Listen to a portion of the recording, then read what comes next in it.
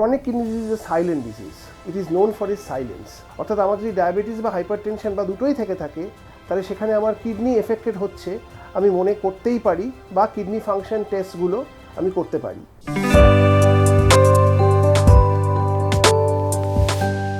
Welcome to ডাক্তারবাবু YouTube channel.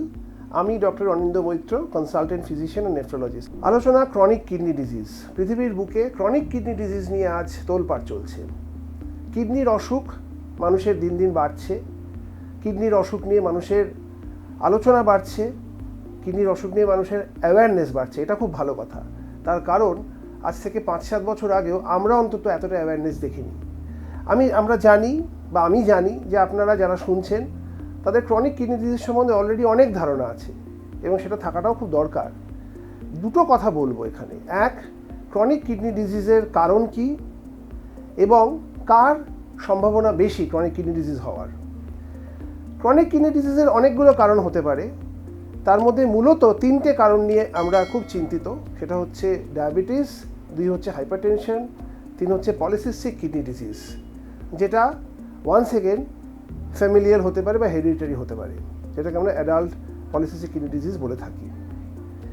Diabetes এবং blood pressure বেশি, এই দুটো অনেক সময়তেই ধরা পড়ে যায়, কিন্তু পলিসিস্টিক কিডনি ধরা পড়ে না।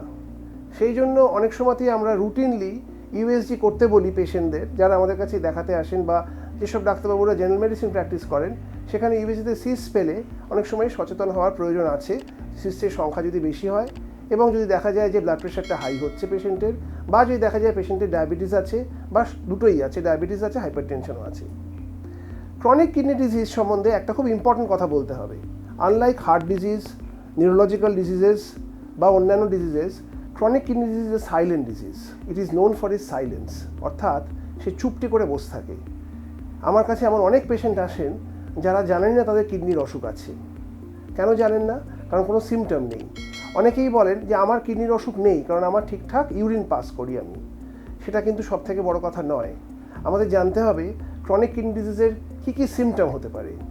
এক, আমার অনেক সময় গা গুলোতে পারে, প্রচণ্ড অ্যাসিডিটি হতে পারে, হাত পা ফোলা হতে পারে, ঘুম বেশি পেতে পারে বা কম হতে পারে, অখিদে ইত্যাদি সেগুলো হতে পারে, পায়ে যেন কেউ ছুঁচ ফোটাচ্ছে এরকম মনে হতে পারে। এবং সবথেকে বড় কথা হচ্ছে অনেক সময়তেই যেটা হয় সেটা হচ্ছে একটা মাথায় এমটি হেডেডনেস বা একটা কীরকম অদ্ভুত অস্বস্তি, যেটা আমি এক্সপ্লেন করতে পারছি না, সেটা হতে পারে। অর্থাৎ আমার যদি ডায়াবেটিস বা হাইপারটেনশন বা দুটোই থেকে থাকে, তাহলে এই সমস্ত জিনিসগুলো যদি হয়, তাহলে সেখানে আমার কিডনি এফেক্টেড হচ্ছে আমি মনে করতেই পারি, বা কিডনি ফাংশন টেস্টগুলো আমি করতে পারি। সেই কিডনি ফাংশন টেস্টগুলো হচ্ছে urea, creatinine, potassium, haemoglobin, PCB, urine test, routine, আরইএনএমই এবং spot urine, ACR. Chronic kidney ডিজিজকে আমরা মূলত 5টা ভাগে ভাগ করতে পারি, depending on something called eGFR. Stage 1, stage 2, stage 3A, 3B, stage 4 and stage 5। ইজিএফআরটা খুব সিম্পলি বুঝিয়ে দিই, সেটা হচ্ছে কিডনির এক্সটেন্ট অফ ফাংশন, অর্থাৎ আমার কিডনি কতটা কাজ করছে। আমরা সবসময় ক্রিয়াটিনিন নিয়ে খুব বদার থাকি। ডাক্তারবাবুর মতো ক্রিয়াটিনিন ঠিক আছে। ক্রিয়াটিনিন সম্বন্ধে একটা কথা বলে রাখা ভালো।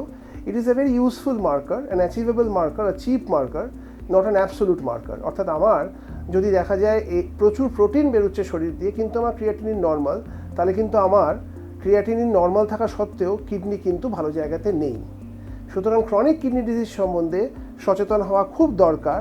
যদি এই সিমটমগুলো আসে, যেগুলো আবার বলে দিচ্ছি, আমার গা গুলোনো হতে পারে, আমার অখিদে হতে পারে, আমার প্রচণ্ড অ্যাসিডিটি হতে পারে, আমার হাত পা ফোলা হতে পারে, এবং কোনো সময় যেটা মোস্ট ইম্পর্টেন্টলি, যেটা গতবার হয়তো বললাম না, যে দেখতে পাবো আমার পেচ্ছাপ দিয়ে প্রচুর ফ্রথ বা ফেনা বেরোচ্ছে, তাহলে কিন্তু আমার ক্রনিক কিডনি ডিজিজ সম্বন্ধে সাবধান হওয়ার সময় এসছে।